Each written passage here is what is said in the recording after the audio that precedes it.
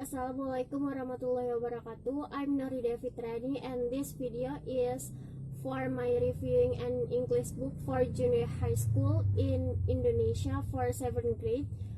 The title is When English Rings a Bell, that based on the 8th principle by Willy Renandia. The first principle is the privacy of input. Normally, this principle focuses on reading and listening skills, so the input should be in and out in the classroom. The students should be here and see a lot of English in and outside classroom. For the students' book, in this book, the material follow the principle. As example, in the first chapter in the books, they try to introduce about observing and asking question materials with sing a song. The title of that song is How Are You, which means the students listen to the song and try to sing that song together, so they will be familiar with the topic of the material. And for listening skills as the input also, teachers will read the examples and students have to listen carefully for the examples of the activities. For the reading input, the books provided some notes. In the books, it is like a small box that explain the specific words, and also this book provided simple instruction to the students about what they have to do with the picture. And in teacher's book, if I compare, also explain what the teachers as a role model in classroom. They need to speak clearly with correct pronunciation, intonation, and so on. Such as on pages 33, teachers should be loudly to read the text. Therefore, the students as the addresses or the input, listening skills can get a clear input. And for the second principle is meaning focus output is important, which means to gain student speaking and writing as output skills that will help them to improve their fluency, grammar, enabling them to produce more accurate language. However, in this principle, normally only can apply in a classroom. Another problem also, as a teacher, we cannot force the students speak and write too early, especially in 7th grade. So, in this book, fortunately, provided two skills for students' output, such as speaking and writing. As examples, topic about greeting, the books provided a picture how to greet the others people, such as teachers, friends, parents, in a specific situation, such as in the morning, in the afternoon, and in the evening. There is activity in this book that students about this topic, and the instruction in that book is really clear, such as the first instruction, students will listen carefully to the teacher, read the greetings, students will repeat the greetings after the teachers, and they will play the roles of the speakers in the public the picture to improve their speaking with this activity. And for writing skills, as example, in this book provided a short question that students need to fill about students' identity, and it will help them to write a short sentence to improve their writing skill based on their level. And when I try to compare the students' book and the teacher books, is quite the same, because in the teacher's book also explain the way that a teacher should guide their students and give the examples how to play the roles. And for play the role, activities can be individual or also a group. Therefore, students know how to play the roles, not only read the text. In writing activities, teacher not only assess students' assignment, but also evaluate the capital, letter, spelling, and so on. The evidence from this explanation also in that book is in page 32. And for the third principle is do not overteach grammar. In this book, there is no significance of complicated grammar explained.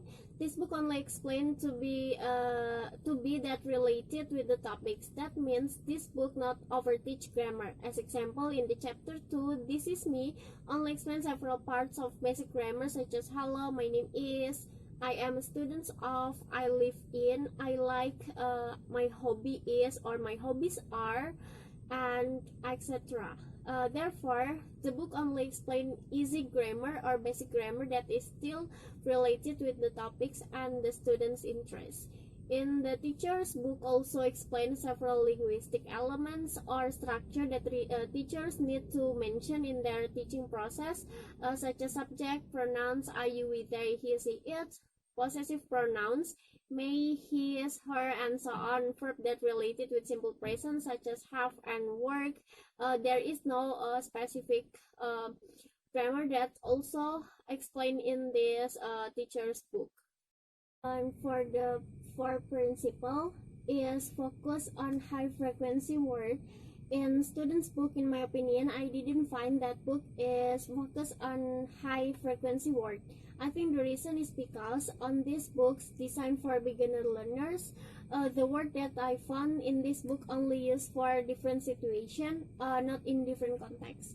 In teacher's book, also the same that focus of what the teachers teach in simple words, such as the name of members of family, the names of days, things in classrooms, times, date, and so on.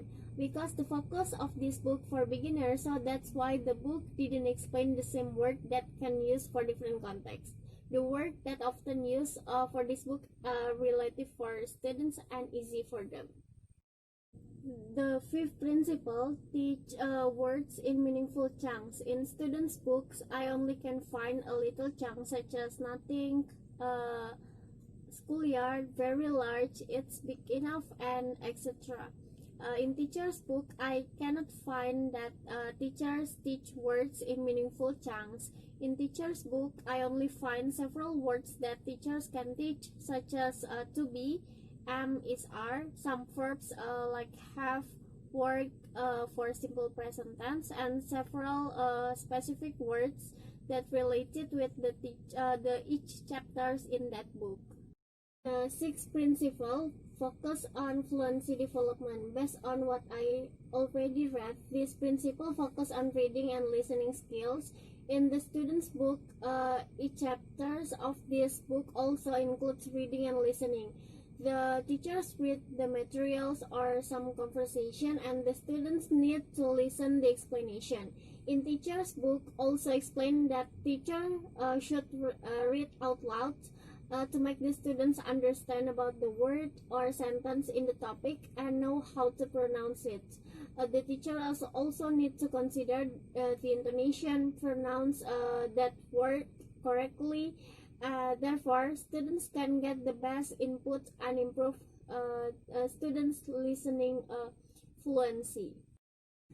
For the seventh principle is motivation is key to language learning.